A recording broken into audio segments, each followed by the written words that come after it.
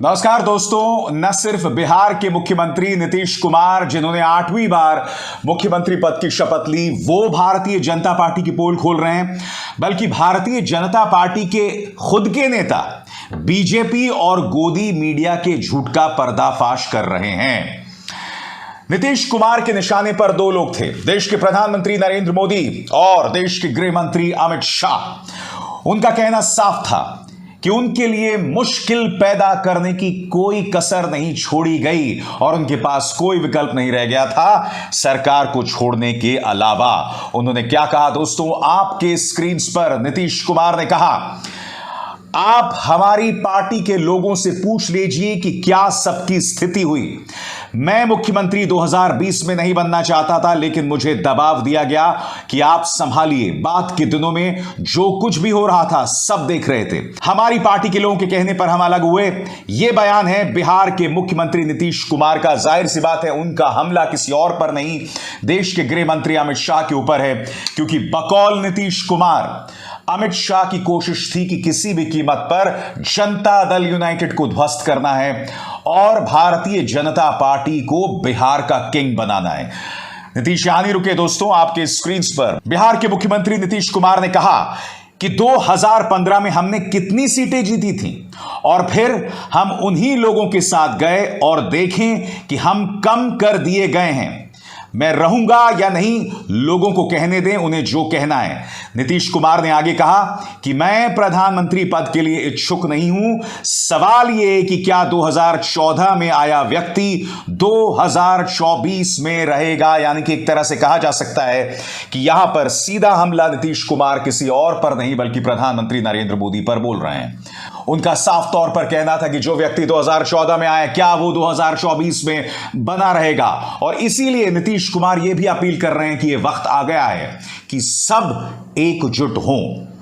यकीनन नीतीश कुमार कहीं ना कहीं खुद को 2024 के चुनावों में यूपीए यानी कि यूनाइटेड प्रोग्रेसिव अलायंस के कन्वीनर, यूपीए के संयोजक के तौर पर पेश करने की कोशिश कर रहे हैं, क्योंकि आप जानते हैं कि सोनिया गांधी की तबीयत जो है वो नासाज है। वो कांग्रेस के अध्यक्ष इसलिए हैं अब तक क्योंकि राहुल गांधी वो जिम्मेदारी नहीं संभालना चाहते हैं। मगर नीतीश कुमार ने ये दो बातें कहकर, एक तो ये कि 2024 के लिए सब एक रहें, और दूसरी बात ये कि जो व्यक्ति 2014 में आया था वो क्या वो 2024 में बना रह सकता है।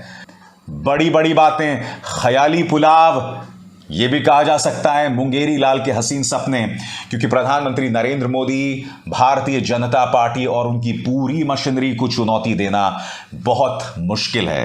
बहरहाल आज जब शपथ ग्रहण हुआ, जिसमें deputy chief minister Tejashwi Yadav ने भी शपथ ली, तेजस्वी यादव ने उनके पांव पड़े, यानी कि जो कड़वाहट थी उसे काफी हद तक अब दूर कर लिया गया है। और जैसा कि मैंने अपने कार्यक्रम में बताया था दोस्तों, उसमें कई लोगों का हाथ था, जिसमें सोनिया और लालू प्रसाद यादव तो अहम भूमिका निभा ही रहे थे।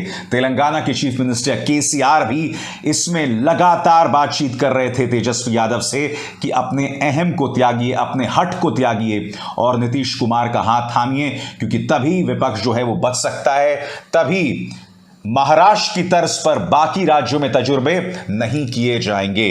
दोस्तों, एक और झूठ का पर्दाफाश हुआ, क्योंकि भारतीय जनता पार्टी मीडिया के जरिए लगातार ये खबरें प्लांट कर रही थी कि भारतीय जनता पार्टी ने नीतीश को बिल्कुल भी नहीं रोका, उन्होंने नीतीश को मनाने की बिल्कुल भी कोशिश नहीं की, भारतीय जनता पार्टी की तरफ से किसी ने उनसे बात नहीं की, जबकि ये सरासर गलत है दोस्तों।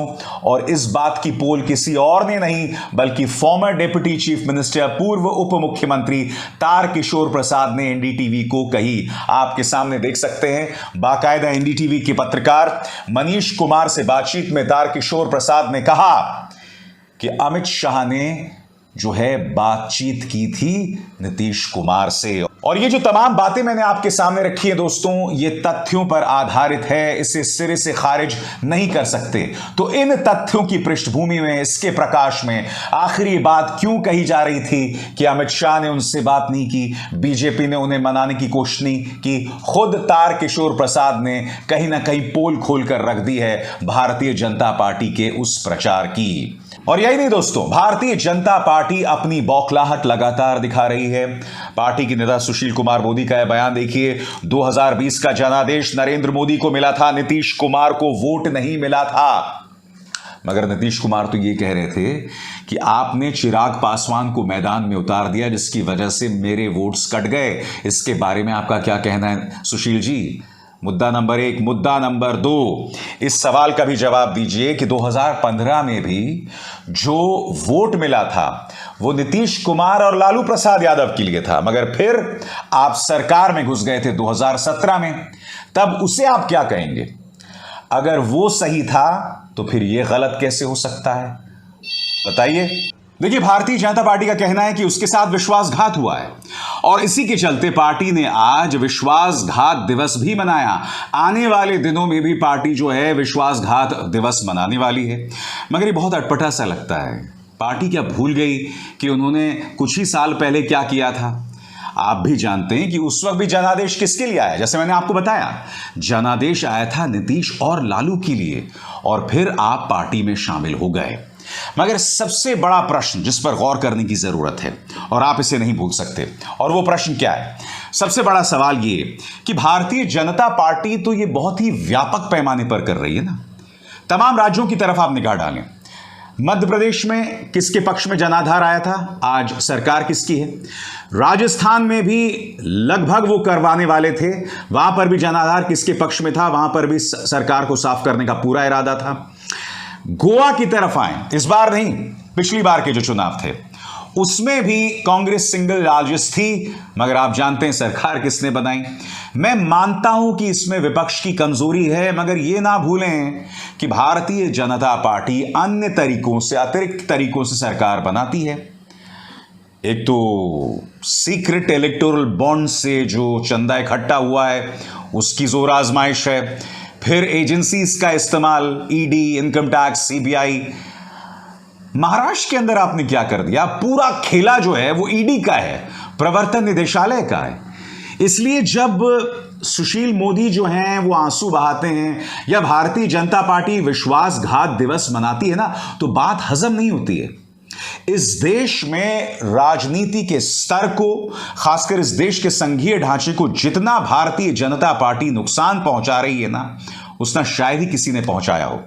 इससे पहले मुझे इंदिरा गांधी याद आती हैं, जिन्होंने इसी तरह से सरकारों को जो है रौंद दिया था, क्योंकि उनके पास भी असीम ताकत थी।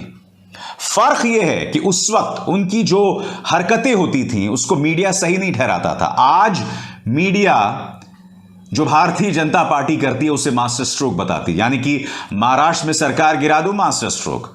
मध्य प्रदेश में सरकार गिरा दो, मास्टर स्ट्रोक। कर्नाटक में सरकार गिरा दो, मास्टर स्ट्रोक।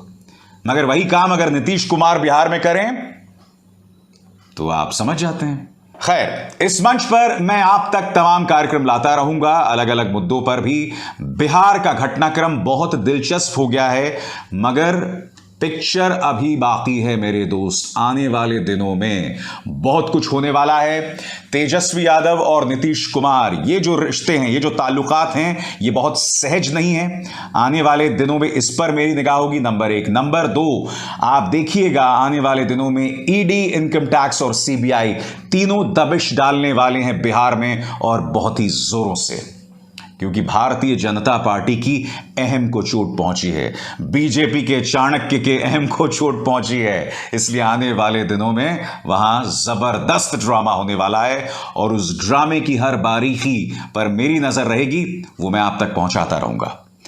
अभिसार शर्मा को दीजिए इजाजत। नमस्कार।